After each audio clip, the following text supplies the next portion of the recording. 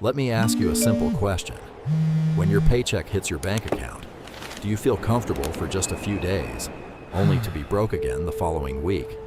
And if your salary doubled tomorrow, would your life really change? Or would your spending rise just as quickly, leaving you in the exact same place by the end of the month? The story I'm about to tell you is about a young man named Alex, who blamed all of his financial problems on his low salary. He worked at a clothing distribution warehouse, carrying boxes all day, preparing orders, and coming home exhausted most evenings. He was never lazy. In fact, he was one of the hardest working employees there. But no matter how hard he worked, his life never seemed to move forward.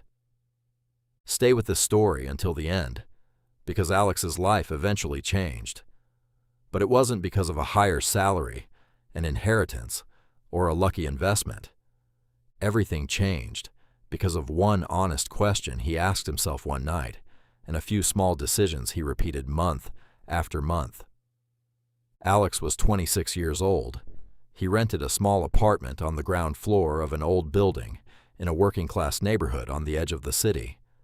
The place was difficult to keep warm during the winter and unbearably hot during the summer. Most of the time, his refrigerator contained only a few eggs, while his kitchen had little more than pasta and coffee. Still, whenever payday arrived, Alex suddenly became a different person. The moment the money appeared in his account, he started thinking about everything he had wanted to buy: a new jacket, expensive cologne, a new phone, dinner with friends. Because Alex was more afraid of looking poor than actually being poor. Whenever his friends called, he usually couldn't say no. "We're going out tonight. Paychecks just came in. You've got no excuse." Alex would agree. For a few hours, he would forget about his problems. When the bill arrived, he would pay without hesitation. He sat at nice restaurants, ordered expensive meals, and posted photos on social media. But there was one thing those photos never showed, something Alex knew very well: how little money was left in his bank account when he got home. During the first week after payday, Alex enjoyed every bit of comfort he could afford. By the second week, he was calculating every expense. By the third week, he was borrowing money. During the final week, he sometimes brought food home from work and ate it again for dinner. And every month, he told himself the same lie: "If I just made more money, everything would be fine." Then, one evening, something happened that finally forced him to realize he had been lying to himself. He had stayed late at the warehouse. It was raining, and the buses were running behind schedule. While he was standing at the bus stop, his mother called. Her voice sounded different than usual. "Alex, your dad's medication has run out. We're a little short on money this month. Can you help us?" Alex went silent. Only 9 days had passed since payday, but his account balance was already at zero. The shoes he had bought 3 days earlier, the meals he had eaten out, and the payments on his new phone had consumed almost his entire paycheck. He lied to his mother. "I'm still at work, Mom. I'll take care of it tomorrow." As he ended the call, the rain started coming down harder. Alex sat down on the bench at the bus stop and stared helplessly at the ground. On his feet were the expensive new shoes he had just bought. But he didn't have enough money to pay for his father's medication. He asked himself, "Do I really not earn enough? Or am I simply using what I earn the wrong way?" The answer hurt. And for the first time, he started looking for a solution. The very next day, he returned the shoes to the store. He used part of the refund to buy his father's medication and kept the rest. When he got home, he found an old notebook and wrote one question on the first page: "Where is my money going?" He went through the last 3 months of transactions in his bank account, one by one. He finally saw how large all those small expenses had become: coffee, installment payments, unnecessary subscriptions, expensive shopping, and flashy spending when he was out with friends. None of those expenses was destroying his life on its own, but together, they were destroying his future. That night, Alex made a plan. The moment his paycheck arrived, he would first set aside money for rent, bills, and basic necessities. Then, even if it was only a small amount, he would save something. Everything else would come last. Until then, he had been doing the exact opposite. He spent first and then tried to survive on whatever was left. The first month was difficult for Alex. His friends invited him out. He refused. "What happened to you? Did you stop enjoying life?" "No," Alex said. "Actually, I'm finally getting my life together." Some of them laughed at him. Others told him he had become cheap. And sometimes Alex questioned himself too. He wanted the expensive jacket he saw in the store window. He wanted a newer phone. At one point, he even entered his credit card information on a shopping website. But every time, he remembered the night he couldn't afford his father's medication. And he closed the page. If you can see parts of your own life in Alex's story right now, ask yourself this: is your income really the only thing making your life difficult? Or is it also the way you use the money you already earn?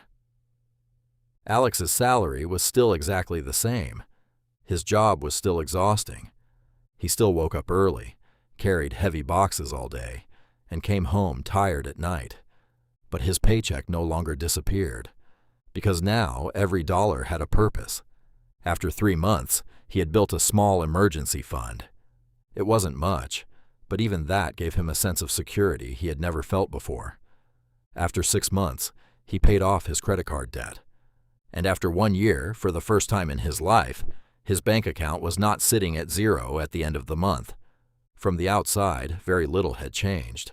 Alex's daily routine looked almost exactly the same. But he no longer woke up at night wondering, "What am I going to do tomorrow?" Eventually, Alex realized that saving money alone would not take him where he wanted to go. He had reduced his expenses. Now he needed to increase his income. At the warehouse, he began paying attention to how products were packaged, which supplies sold the most, and what small businesses regularly needed. At night, he started learning about online sales, product photography, and basic bookkeeping. His first attempt failed. The few products he sold barely made any profit. His second attempt failed too. He bought the wrong supplies and lost money again. The old Alex would have immediately given up and said, "This kind of thing isn't for people like me." But the new Alex opened his notebook and wrote down his mistakes. What did I calculate incorrectly? Why didn't the customer come back?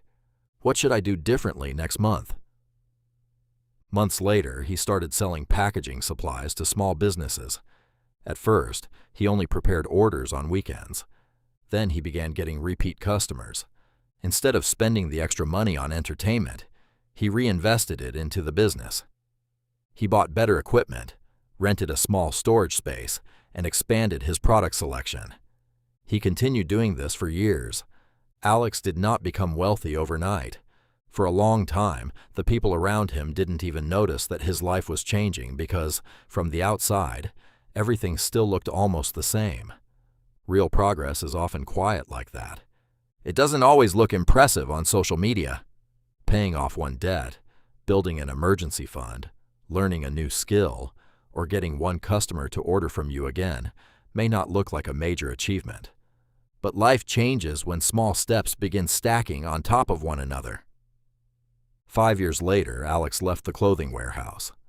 On his first day running his own business full-time, he took his old work uniform out of the closet. That uniform didn't remind him of how tired he used to be. It reminded him of the years he had lived without a plan. Sometime later, he bought a modest home for his parents. When he handed the keys to his mother, she looked at him in disbelief. "Alex, how did you afford this?" Alex smiled. "It didn't happen all at once, Mom. First, I learned how to manage money instead of just spending it." Years earlier, this was the young man who couldn't afford his father's medication because he had spent his money on expensive shoes. Now he had helped secure his family's future. But the biggest change wasn't the house he bought or the business he built. The biggest change was that he no longer cared about looking rich in front of other people. Alex had learned something important. A higher income does not automatically fix bad habits. Sometimes it simply makes them bigger. If you live without a plan, earning more money can simply lead you to spend more money. But someone who understands what they are doing can begin building a strong financial foundation, even with a modest income. Of course, some people are genuinely dealing with extremely low income, heavy debt, and unavoidable expenses. Giving up one small pleasure is not going to make you rich. But no matter how much we earn, the decisions we make with the money we can control still matter. A financial plan will not solve every problem overnight. But the right plan can stop you from ending up in the same place every single month. Alex no longer saw money as something that existed only to be spent. Every dollar he saved gave him more options. Every new skill he learned gave him a stronger future. His freedom began with his behavior. Financial security is not built on one payday. It is built through small decisions made month after month. It begins by delaying unnecessary purchases, reducing debt, learning new skills, and saving consistently, even if the amount seems small. So let me ask you one final question.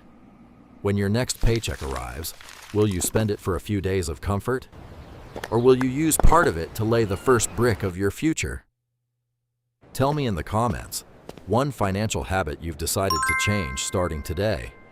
If you want more stories like this and more lessons about money, like this video, subscribe to Money with Tommy, and share this story with someone who needs to hear it.